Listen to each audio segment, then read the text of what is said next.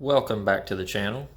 It's November 2020. It's been a while since I've had a chance to publish any new videos, so thought I would do so now with a bike that I've only had a few months, but a cool bike nonetheless. If anybody can guess what it is yet by the seat, I wouldn't expect you to, so let's have a look at what we have here.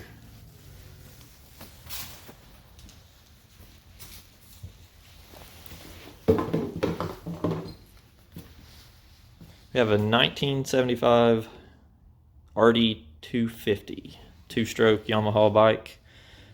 Pretty much all original. I believe the fender is original, but they, for whatever reason, previously powder coated the fender and the turn signals here, this silver color. So, but whatever.